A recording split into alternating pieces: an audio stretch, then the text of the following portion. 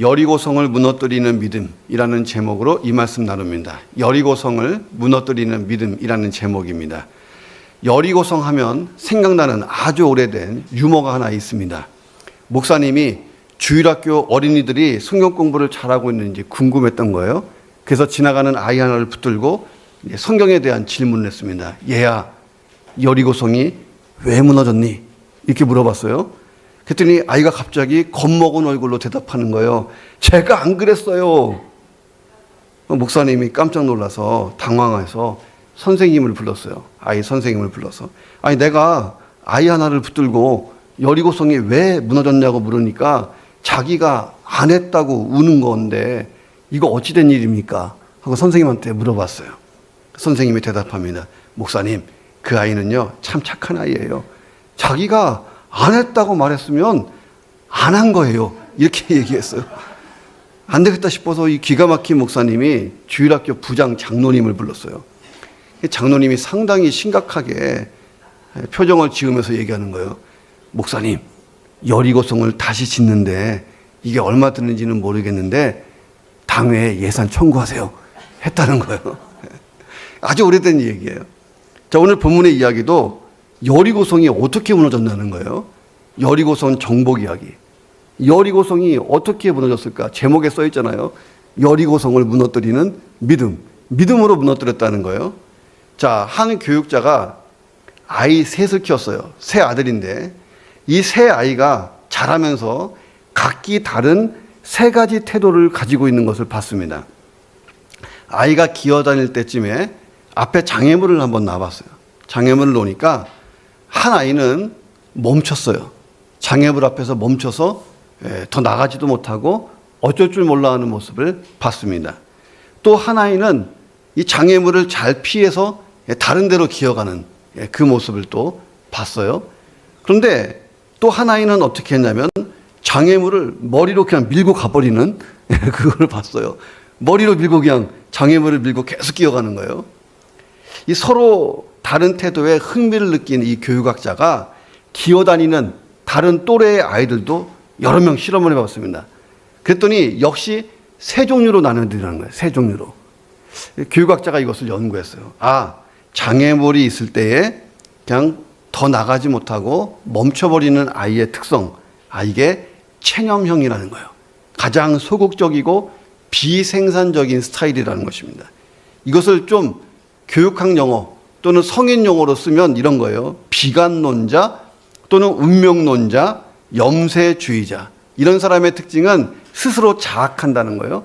자기 연민 속에 빠져 있고 거기서 헤어나오지 못하는 그런 인생관을 가지고 있다는 것입니다. 장애물만 나타나면 그냥 멈춰버리는 거예요.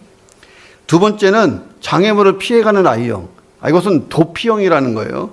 그래서 무슨 일을 이 사람하고 하든지 냉소주의가 된다는 거예요. 그러니까 방관주의자, 책임을 좀 회피하는 사람. 그래서 이런 사람들의 특징이 동정받고 인정받으려고 하는 인생관을 살게 된다 하는 것입니다. 자, 세 번째가 가장 적극적인 인생관인데 그냥 정면 돌파하고 가는 진취적인 스타일입니다. 자, 오늘 본문에 나오는 이스라엘 백성들이 이 세 번째 인생관, 아주 적극적인 인생관을 가지고 있었다는 거예요. 자, 이 사람들은 원래 애굽에서 종살이하던 이스라엘 민족이었습니다. 하나님의 구원하심으로 해방되고 광야로 다 나왔어요.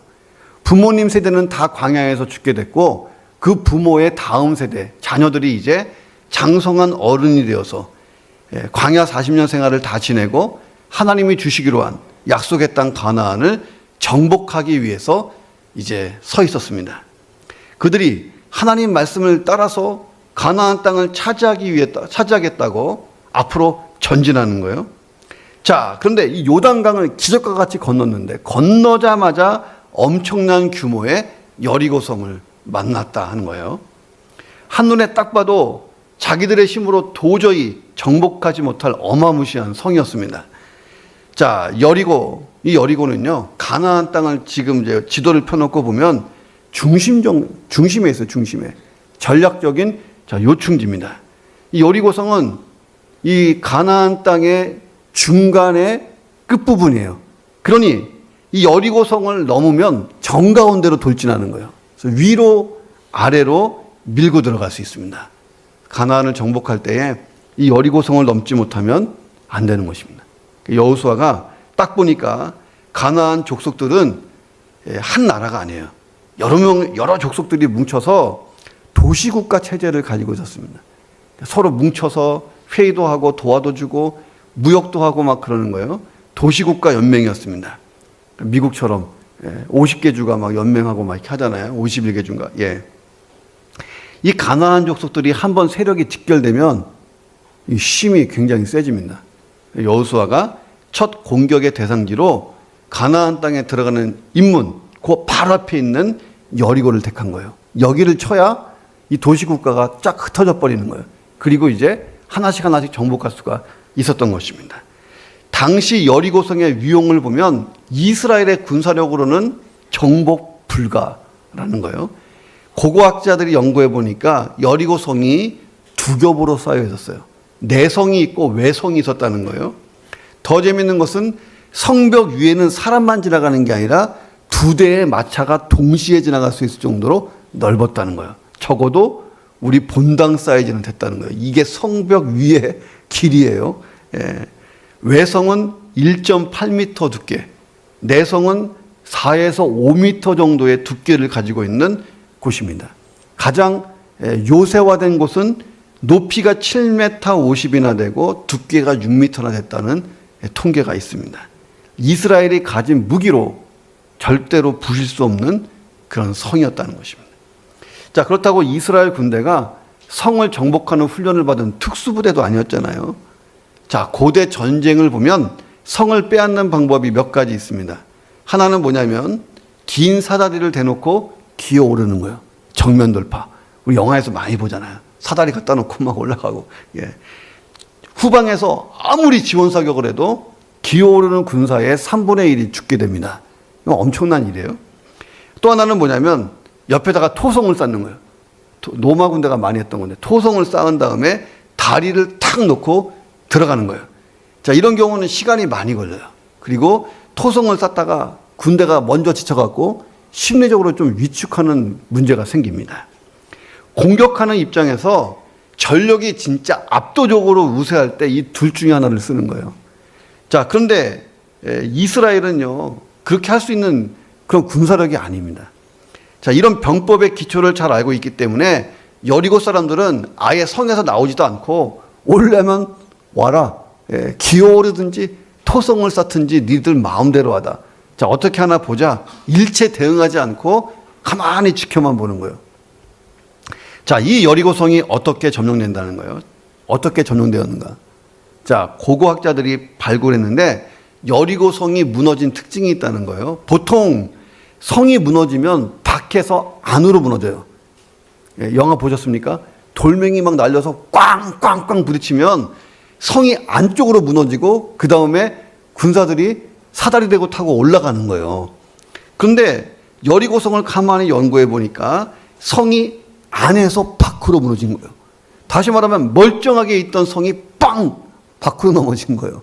이건 인류 역사에 단 한 번도 없었던 일입니다. 상식적으로 불가능하다는 거예요. 지금도 성지순례 가보면 여리고성이 무너진 그 터가 그대로 있어요. 거기 가보면 돌멩이의 특징이 안에서 밖으로 넘어진 형태대로 있다는 거예요. 자, 보통 밖에서 공격당하고 안쪽으로 무너지는데 반대로 무너졌다는 거예요. 이게 무엇을 증명하고 있냐는 거예요. 하나님이 초자연적 방법으로 무너뜨리신 줄로 믿습니다. 이게 하나님 방법이에요. 인간의 방법이 아니고 성이 밖으로 무너지는 것, 단 한 번도 없었던 일이 이때 일어났다는 거예요. 자, 더 나아가서는 이스라엘의 믿음이 무너뜨렸다는 거예요. 자, 내가 인생을 살다 보면 내게도 내 지혜와 능력으로 해결되지 못할 여리고성이 있다는 거예요. 예, 인간관계, 사업, 예, 또 가족이 또 때로는 원수가 돼서, 예, 또 우리 교회 안에서도 막 무수한 여리고성이 내 앞에 있어요. 자, 또 내 마음속에도 여리고성이 있어요. 하여튼 이 생각만 나면 아무것도 못하는 여리고성. 예. 자, 더 이상 나를 전진하지 못하게 하는 여리고성이 내 안에 내 밖에 있다는 거예요. 이것이 내 인생의 장애물입니다. 자, 우리가 하나님의 전능하심을 믿기 때문에 이 시간에 예배하는 줄로 믿습니다. 하나님은 다 하실 수 있습니다. 이게 우리의 믿음이잖아요. 자, 그러니 하나님은 다 하실 수 있는 건 맞고 문제는 내 믿음의 분량이 문제라는 거예요. 자, 이스라엘이 여리고성을 어떻게 무너뜨렸냐? 믿음으로 무너뜨렸다는 거예요. 그러면 그들이 무슨 믿음을 가지고 있었는가를 우리가 생각해 보는 거예요. 자, 우리가 여리고성을 무너뜨린 이스라엘 백성들의 이 믿음만 가지고 있다면 우리 앞에 놓인 어떤 여리고성도 무너뜨릴 줄로 믿습니다. 자, 여리고성을 무너뜨리는 믿음, 그게 뭘까요? 첫 번째는 생각의 기초를 하나님 말씀에 두는 것입니다. 무엇을 근거로 내가 이 생각을 하느냐? 하나님 말씀을 근거로 생각하는 거예요. 자, 어떤 청년이 자기를 쥐라고 생각했어요. 피해망상 같은 게 빠져가지고 스스로 자학하고 나는 쥐야, 나는 쥐새끼야 이러면서 정신병원에 입원했어요. 정신과 의사가 이 청년을 오랫동안 치료하고 이런 말을 해줬습니다. 맞아, 사실 너는 과거에 쥐였어. 너 그거 깨달았다니 너는 정말 대단한 인간이야. 그런데 분명히 알아라, 너는 더 이상 쥐가 아니라 이제 사람이 됐어. 컨그레츄레이션 막 이랬더니 아이가 골똘하게 생각을 하는 거예요. 의사가 설명해 줬어요. 네가 쥐였는데 어떻게 사람이 됐는지 막 열심히 설명해 줬어요. 근데 이 청년이 울기 시작해요.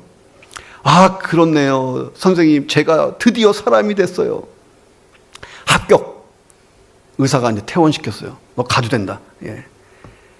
자, 근데 의사가 기뻐하기도 잠시 청년이 다시 병원으로 막 뛰어들어오는 거예요. 벌벌 떨면서 이렇게 말해요. 그런데요, 선생님, 병원 문 앞에요, 고양이 한 마리가 앉아 있어요. 했다는 거예요. 의사가 화가 났어요. 아니, 그게 뭐가 문제야.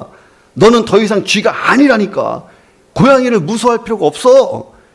청년이 의사의 눈치를 잘 살피면서 얘기해요. 저도 알아요.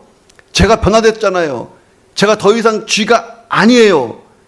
그런데 청년이 미심쩍은 이 표정을 가지고 또 의사에게 얘기하는 거예요. 그런데 선생님, 고양이도 이 사실을 알고 있지 않을까요? 했다는 거예요. 웃자고 한 얘기인데 이 이야기를 가만히 보면 얼마나 많은 사람들이 잘못된 생각에 자기를 옥매고 있냐는 거예요. 나를 제한하고 괴롭히고 스스로 감옥에 들어가 있는 이유가 뭐냐면 잘못된 생각, 잘못된 기초에 내 생각을 묶어 놓으니까 안 되는 거예요. 나는 쥐야. 이러니까 안 되는 거라요. 자, 이스라엘이 여리고성을 정복하려면 생각의 변화를 가지고 와야 돼요. 뭐냐면 여리고성은 무너진다. 자, 무너지지 않는다가 사실은 상식적이에요. 그 당시의 상황을 보면. 그러나 여리고성은 무너진다. 이 생각의 변화가 오지 않는 한 안 무너지는 거예요. 신명기 1장 28절에 보니까 여리고 성읍은 크다. 성곽은 하늘에 닿았다라고 나와요. 얼마나 크면. 신명기 3장 5절에 보면 모든 성읍에는 높은 성벽이 둘러있고 문과 빗장이 견고하다. 이렇게 기록되어 있습니다. 그러니까 모세가 생각해도 이게 만만치 않은 성이었던 것입니다. 자, 그런데 1절은 이렇게 시작해요. 이스라엘 자손들로 말미암아 여리고는 굳게 닫혔고 출입하는 자가 없더라. 가나안의 요충지였던 여리고성, 평소에 출입하는 사람 엄청나게 많았을 거예요. 그렇게 큰 성이면 문도 어마어마하게 컸을 거고 수많은 사람이 왔다 갔다 했을 겁니다. 그런데 아무도 출입하고 있지 않아요. 전쟁이 곧 일어날 것 같은 긴장감이 점점 고조됐어요. 자, 그런데 이스라엘이 생각하지 못하는 부분이 있었어요. 그게 뭐냐면 굳게 닫힌 여리고성의 모습입니다. 자, 이스라엘 입장에서 보면 도무지 우리의 능력과 힘으로 정복할 수 없겠다. 이런 생각을 가지게 되는 엄청난 문입니다. 근데 여리고 입장에서는요, 두려워서 못 나오고 있어요. 두려워서. 숨죽이고 이스라엘이 어떻게 하는지 지금 관찰 중입니다. 왜 그랬을까? 여리고성 사람들이요, 이미 소문을 다 들었어요. 무슨 소문을 들었냐면 이스라엘의 여호와 하나님이 신이신데 그분이 초자연적인 능력으로 애굽을 초토화시켰단다. 바로가 두 손 두 발 다 들고 200명이나 되는 노예들을 풀어줬단다. 거기다가 홍해를 마른 땅같이 건넜단다. 그러니 겁을 퍼서 먹은 거예요. 거기다가 아모리의 두 왕 시은과 옥, 이 나라를 전멸시켰댄다. 이런 소문이 다 돌았으니 이 여리고 백성들은 이미 한풀 꺾인 거예요. 자, 여리고 사람들이 여호와 하나님과 이스라엘에 대한 두려움으로 선제 공격을 못하고 성에서 나오지도 못하고 지켜만 보고, 이스라엘은 거기를 쳐다보면서 와, 이거 어떻게 무너지나, 서로 이제 대치하고 있는 상황입니다. 이 순간부터 이스라엘은요, 생각을 똑바로 해야 돼요. 이 생각의 기초를 하나님 말씀에 둬야 여리고성은 무너지는 겁니다. 2절에 보니까 하나님께서 여호수아에게 하신 말씀이 있어요. 같이 읽어보겠습니다. 시작. 보라, 내가 여리고와 그 왕과 용사들을 내 손에 넘겨주었다. 자, 이스라엘이 여리고와의 전쟁에서 승리한다고 하나님이 말씀하신 거예요. 지금부터는 이스라엘은 무슨 일이 벌어지더라도 딱 이렇게 생각해야 돼요. 하나님이 여리고를 이미 우리 손에 넘겨줬다. 우리는 이긴다. 자, 여기에 생각을 딱 묶어놔야 돼요. 흐트러지면 지는 거예요. 내 손에 넘겨주었다. 이게요, 과거 완료형으로 되어 있어요. 과거 완료형은 과거에 딱 한 번 끝난 사건이에요. 그러니 하나님은 이미 이스라엘에게 여리고를 줬다는 거예요. 하나님 편에서는 끝났어요. 전쟁이 끝났습니다. 자, 1절에 하나님이 여호수아에게 너희가 발바닥으로 밟는 곳은 다 내가 너희에게 주겠다. 이렇게 약속하신 적도 있어요. 이 2절은 그 약속의 근거에서 약속을 한 번 더 주신 거예요. 그러므로 여리고성을 정복하는 방법이 뭐냐? 하나님이 말씀하신 이 말씀에 무슨 생각이든 다 묶여야 된다는 거예요. 내가 여리고와 그 왕과 용사들을 내 손에 넘겨줬다. 이 말씀에 모든 생각을 모아놔야 돼. 그렇지 않으면 안 무너지는 거예요. 존 메가도 목사님이 하신 말씀이 있어요. 자, 우리의 삶 가운데에 정복불가처럼 보이는 내 인생의 여리고성, 장애물을 만나면 여리고성 자체는 문제가 아니라는 거예요. 오늘 본문에 보니까 하나님이 여리고성을 순간적으로 무너뜨리시잖아요. 문제는 뭐냐면 불신앙이 문제라는 거예요. 하나님에 대한 믿음이 실패한 적은 없다는 거예요. 하나님에 대한 불신앙이 실패지 믿음이 실패한 적은 없다는 거예요. 자, 우리의 생각이 보이는 현실에 근거하고 자꾸 거기에 매여서 생각하다 보면 믿음의 생각을 못 한다는 거예요. 존 에릭슨이라고 하는 미국 수영 선수가 있는데 1967년 최우수 여자 체육인상을 받았어요. 자, 그러다가 다이빙을 연습하는데 다이빙 연습하다가 사고가 나요. 목이 부러져 버립니다. 목 아랫부분이 마비가 됐어요. 전신마비. 자신의 처지를 헤쳐나가는 것은 이스라엘이 여리고성을 무너뜨리는 것보다 더 어려워 보였습니다. 그런데 조니는요, 순간순간 하나님이 하신 말씀을 계속 되새겼어요. 내가 너와 영원히 함께한다. 함께한다. 함께한다. 이 말씀만 딱 붙들고 갔어요. 훗날에 이 조니가 수영을 할 수 없으니까 미술을 하게 되는데 상업 미술 전문가로 성장하게 됩니다. 그리고 베스트셀러의 책을 내는데 한 발만 더 멀리라고 하는 유명한 책을 남겨요. 이 책에서 조니가 이렇게 고백을 해요. 나에게는 장애가 있었어요. 그런데 내가 부족해도 하나님은 뭔가 나에게 목적을 두고 있다고 나는 믿었습니다. 나는 휠체어에서 일어날 수 없어요. 그런데 이 휠체어 안에는 하나님의 은혜가 가득합니다. 라고 하는 고백을 남겼어요. 하나님이 나와 함께 한다는 믿음이잖아요. 그리스도인은 하나님 말씀에 믿음의 기초를 세우는 거예요. 하나님 뭐라고 말씀하시냐면, 야, 천지는 다 없어져도 내 말은 없어지지 않는다. 이 얘기는 뭐냐면 하나님이 한번 하신 말씀은 반드시 이루어진다는 거예요. 우리는 예수님 다시 오실 것을 믿습니다. 하나님 말씀하셨기 때문에 천국이 우리에게 올 것이고 나는 그 천국에 들어갈 줄로 믿습니다. 자, 하나님의 말씀을 믿고 생각하고 또 생각하는 거예요. 말씀대로 되리라. 여기에 내 생각을 다 묶어놔야 역사는 일어난다는 거예요. 자, 우리 교회가 매일 아침마다 새벽 예배를 드리잖아요. 자, 한국 교회도 지금 새벽 예배 없어지는 추세예요. 힘들어서 못해. 안 나오는 사람도 많고. 근데 우리 교회는 지금 하고 있잖아요. 매일 성경 본문 순서를 따라서 설교를 합니다. 이리저리 설교하지 않기 위해서 성서 유니온의 그 6년짜리 계획표에 따라서 가요. 예. 자, 교회 카톡방에 설교문도 올라가고 설교 음성 파일로 올라가요. 그 말씀을 오늘 아침 나를 향한 하나님 말씀으로 잘 들어보라는 거예요. 자, 하나님이 그 말씀을 통해서 한 사람 한 사람에게 말씀하세요. 하나님이 세상을 창조하실 때 말씀으로 창조했잖아요. 그러니 하나님이 우리에게 뭔가 역사를 일으키실 때도 말씀을 사용해서 역사를 일으키신다는 거예요. 자, 이스라엘에게도 말씀하셨어요. 내가 가나안 땅을 너희에게 주었다. 이 말씀을 딱 붙들고 그들은 주셨다. 확실하게 주셨다. 나는 믿는다. 이것이 여리고성을 무너뜨린 계기라는 거예요. 자, 하나님이 내게 주신 말씀이 있다면 외치는 거예요. 하나님, 나에게 말씀하신 그 말씀에 내가 모든 것을 걸겠습니다. 여러분의 믿음이 되기를 주의 이름으로 축원합니다. 걸겠습니다보다 더 중요한 게 뭐예요? 말씀을 들어야지. 들은 말씀이 있어야 되잖아요. 주여, 내게 말씀하십시오.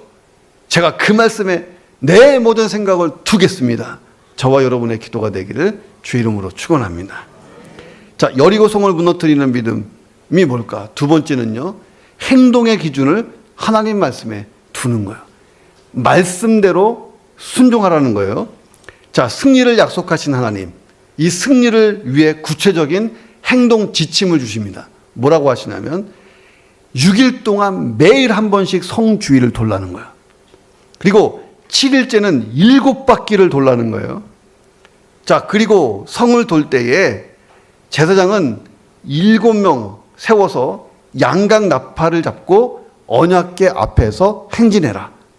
7째 날 7바퀴를 다 돌았을 때에 그 나팔을 길게 불고 이 나팔 소리가 들리면 온 백성은 큰 소리로 외쳐라. 끝. 이렇게 하셨다는 거예요. 그러면 여리고성이 무너진다는 거예요. 자, 생각해 보세요. 완전 무장한 여리고. 그 여리고를 무너뜨리는데 이스라엘 백성이 취할 작전치고는 이게 얼마나 실망스러운 작전이라는 거예요. 백성들은 아마도 이런 명령을 기대했을지 몰라요. 모두 싸울 준비해라. 무기를 점검해라. 너희 중에 특수부대를 동원하고 성벽을 부술 작전을 수립해라. 부대를 동원해서 참호를 팔아.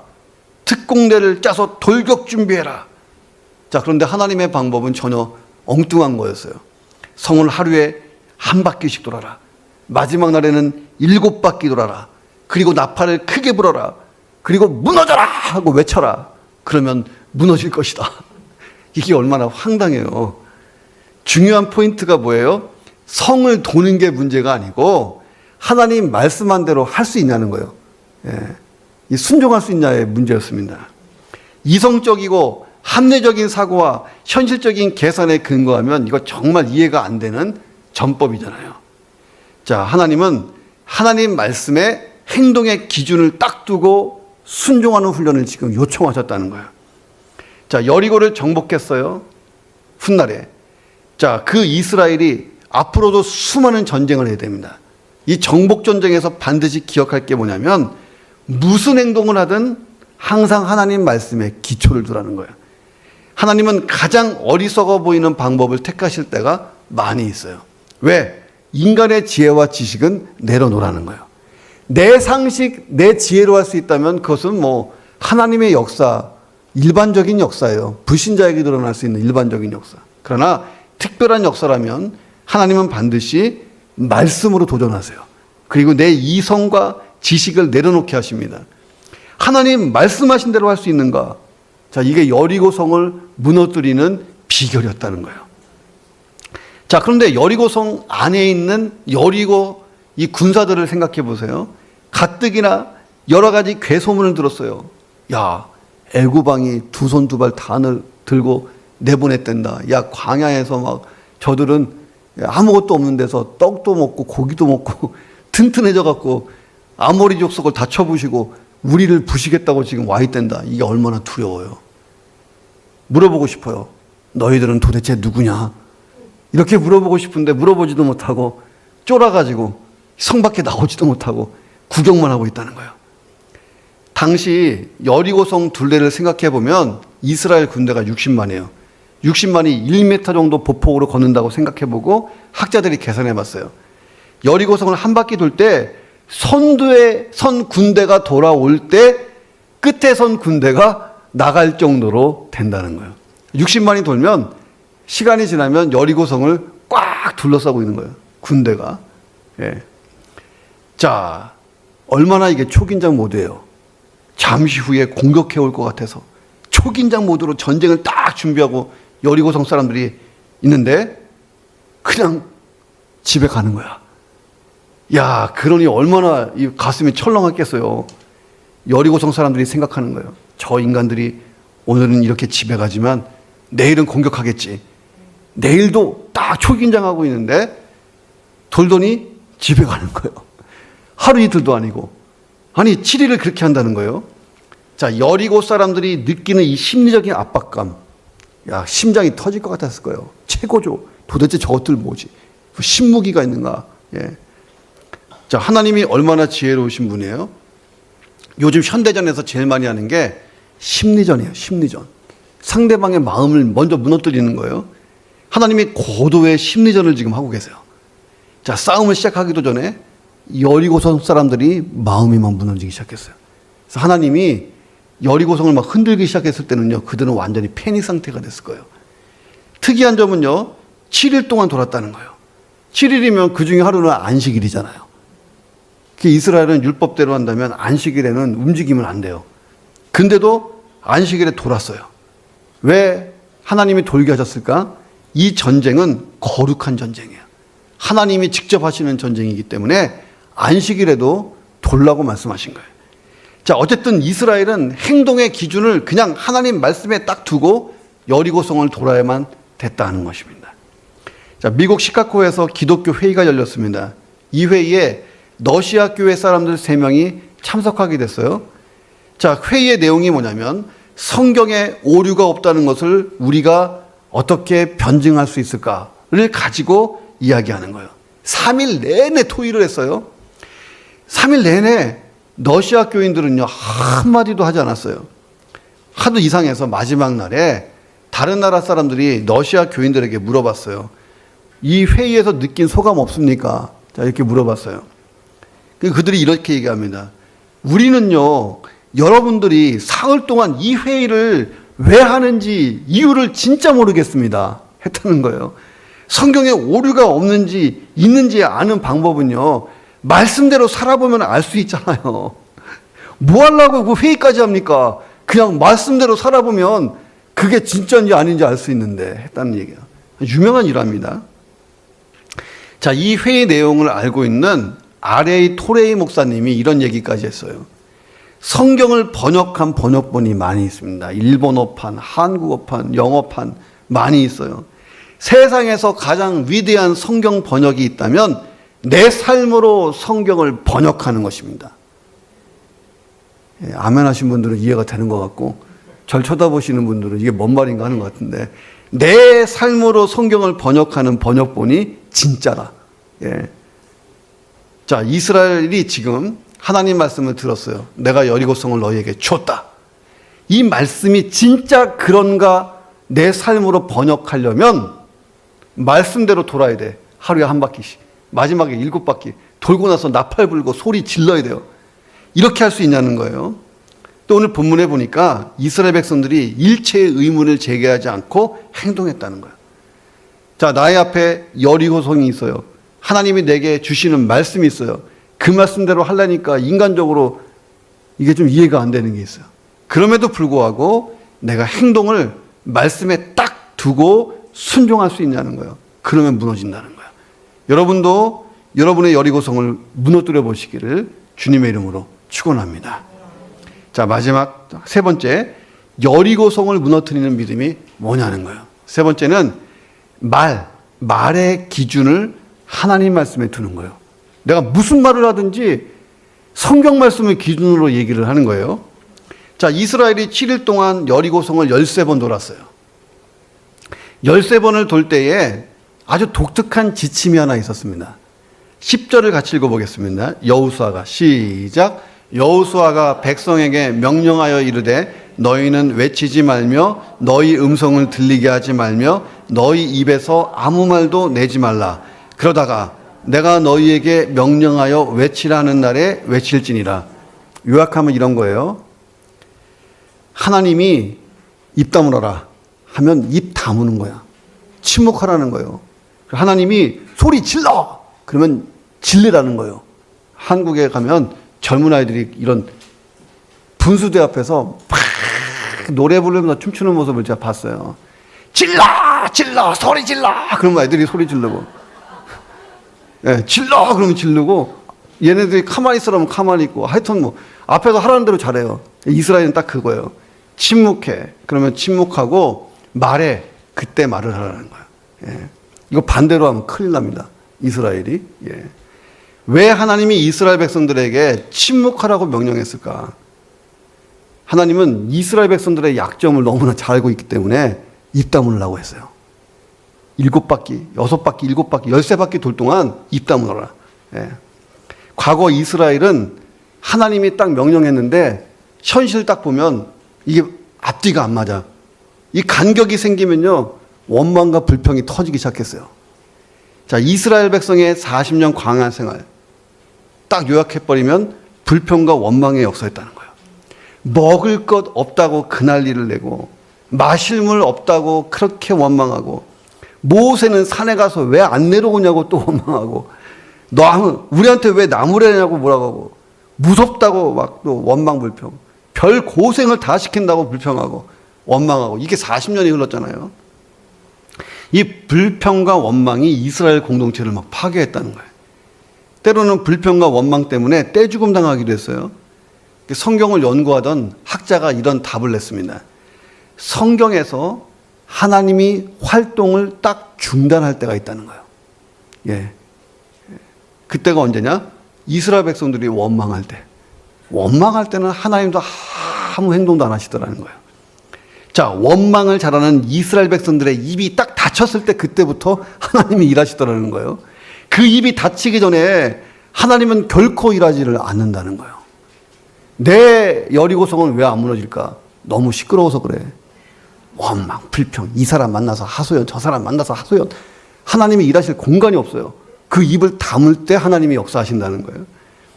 자, 입만 다물고 있으면 다 역사하시냐? 그것도 아니에요. 오늘 본문에 보니까 진짜 하나님 말씀대로 될 거라고 굳게 믿고 믿음으로 침묵하는 거예요. 믿음의 침묵은 진짜 무서운 거예요. 예. 자, 이스라엘 백성들에게 여리고성은 진짜 난감하고 두려운 존재예요. 아무리 하나님이 40년 동안 광야에서 기적을 베푸셨어도 하나님의 능력으로 요단강을 건넜지만 저 여리고성을 무너뜨리는 것은 불가능해 보였을 거예요. 어마어마한 성을 봤으니까.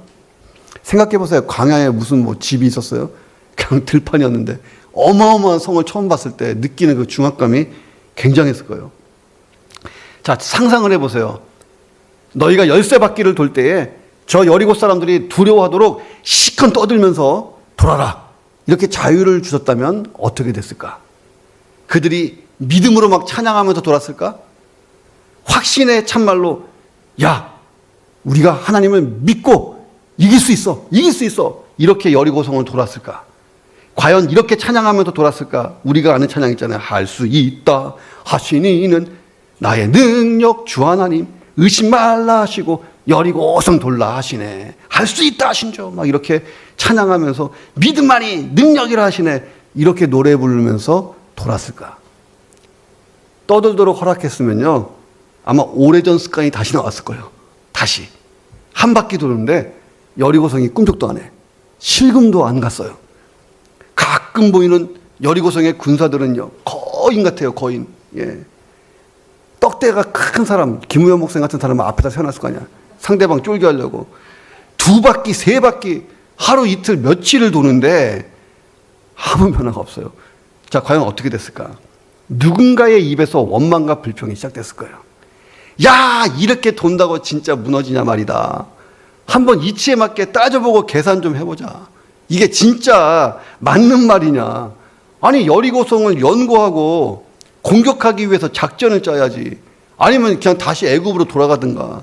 매일같이 돌기만 하면 어쩌자는 거냐. 누군가 분명히 얘기했을 거라는 거야. 이게 얼마나 설득력 있는 이야기예요. 인간적으로 보면 모든 사람이 공감했을 거예요. 철저히 현실에 근거를 했기 때문에 이 원망과 불평이 삽시간에 퍼져나가고 이스라엘 전체가 공포의 도가니에 빠졌을 거예요. 그래서 하나님이 침묵을 명령하신 거예요. 이 침묵은 포기가 아니잖아요. 하나님의 역사에 대한 기대와 갈망이에요. 사람의 힘이 아니고 하나님만 의지하는 침묵인 거예요. 자, 이 침묵의 행진을 하면서 하나님이 하실 일을 기대하는 거예요. 침묵 속에서 하나님의 일하심을 기대한다는 거예요. 이 침묵이요, 때로는 하나님의 음성이 잘 들리게 하는 통로입니다.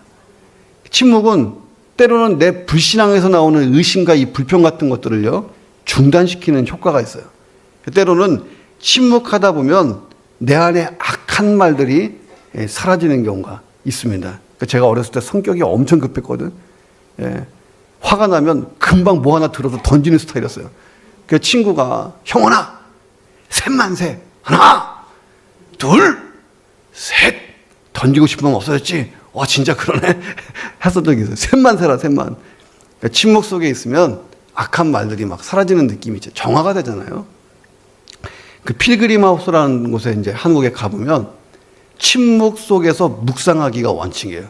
그래서 그 제일 많이 보는 단어가 침묵, 묵상, 이 두 단어만 있습니다. 이 필그림 하우스 이 수양관에 가면 말하면 안 돼요. 조곤조곤하게 얘기하든지 그래야지. 큰 소리로 얘기하면 원 스트라이크, 투 스트라이크, 쓰리 스트라이크 들어가면 퇴실이에요. 그래서 입 딱 다물고 다닙니다.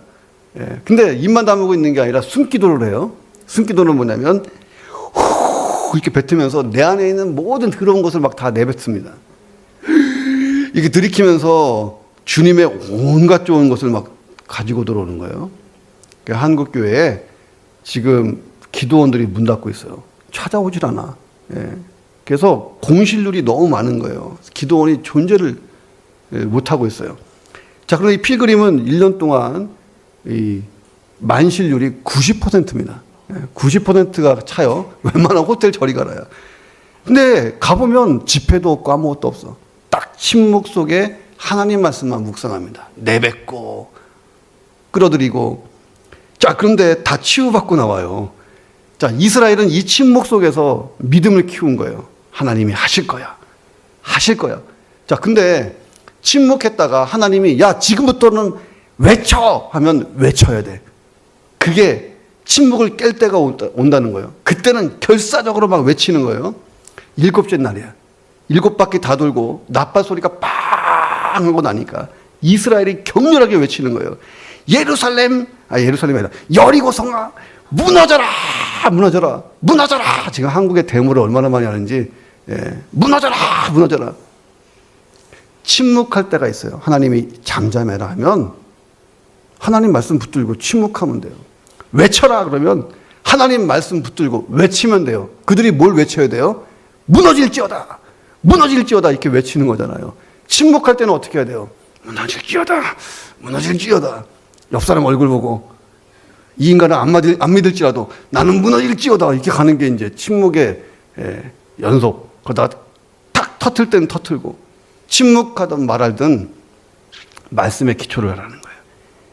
자, 이스라엘 역사에서 이스라엘 민족의 이스라엘 백성의 정말 믿음이 가장 빛나는 순간은 딱 이때 한 번이에요. 이것보다 빛나는 날이 없어요. 진짜 침묵 속에서 있다가 외쳤는데 이게 무너져 내렸다. 이건 거의 뭐 이스라엘 백성들이 과거에 홍해를 가를 때 한 게 뭐 있어요? 원망, 불평하다가 쫙 갈라지니까 와 했을 뿐이지. 근데 여리고성은 믿음으로 무너뜨렸다는 거예요. 전무후무한 이스라엘 믿음의 역사입니다. 하나님 말씀에 내 말의 기준을 딱 두는 거예요. 유명한 신학자 그 칼바르트가 이런 얘기를 했어요. 하나님의 말씀이 성경 안에서 우리를 기다린다. 여러분 성경책 갖고 있잖아요. 딱 피면 하나님의 말씀이 나를 기다리고 있는 거예요. 이 표현이 얼마나 좋은지 몰라요. 자, 내가 성경을 읽어주는 게 아니고 성경이 나를 끌고 들어가는 거예요. 성경이 나를 초청한다는 거예요. 이 성경 속에 있는 하나님의 말씀이 나를 부르고 있다는 거예요. 야, 이거 경험해 봤어요? 이거 경험해 보면 하루도 성경 말씀 안 보면 미치고 환장합니다. 야, 성경 말씀이 나를 초청하고 있다. 나를 부르고 있어. 예. 자, 그 말씀을 묵상하다 보면 내가 잠시 침묵해야 될 때가 있어요. 원망, 불평 내려놓고 하나님의 일하심을 기대하면서 침묵해야 될 때가 있고, 내가 부르짖어야 될 때가 있어요. 하나님, 이 말씀대로 될 줄로 믿습니다 하고 부르짖을 때가 있어야 돼요. 자, 어떻게 하든 하나님 말씀에 딱 기초를 두는 거예요. 내 앞에 여리고성이 있잖아요. 이번 주에 무너뜨리시기를 주의 이름으로 축원합니다. 내 생각도, 내 행동도, 내 말도 말씀을 기준으로 움직이면 말씀이 역사할 줄로 믿습니다. 기도하겠습니다. 하나님, 나의 앞에 여리고성이 있습니다. 하나님, 사람과 또 환경 속에서, 사업의 현장에서, 하나님, 내가 하는 일 가운데 가족 관계에서 내 마음속에 두려움과 좌절과 여리고성이 있습니다. 하나님, 이것을 무너뜨리기 원하는데 우리에게 믿음을 주시옵소서. 내 생각도, 내 행동도, 내 말도 하나님이 주신 말씀에 기준을 두고 그 말씀을 붙들고 생각하며 행동하며 부르짖게 하여 주시옵소서. 통성으로 기도합니다. 하나님 아버지, 감사합니다. 내 앞에 있는 그 여리고성을 그렇게 믿음으로 무너뜨리게 하여 주시옵소서. 하나님께서 내게 말씀을 주셨다면 그 말씀에 모든 생각을 집중하게 하시고, 그 말씀대로 아버지 우리가 순종하게 하시고, 아버지 그 말씀대로 외치고 부르짖고 침묵하며 하나님의 일하심을 기대하게 하여 주시옵소서. 하나님은 반드시 일하십니다. 하나님 반드시 역사하십니다. 아버지, 하나님께서 우리에게 믿음을 요구하실 때에 그런 믿음, 말씀에 모든 것을 두는 믿음 있게 하여 주시옵소서. 여리고성은 무너질 줄로 믿습니다. 하나님, 믿음으로 계속해서 나아갈 수 있도록 우리의 삶을 주관하시고 인도해 주시옵소서.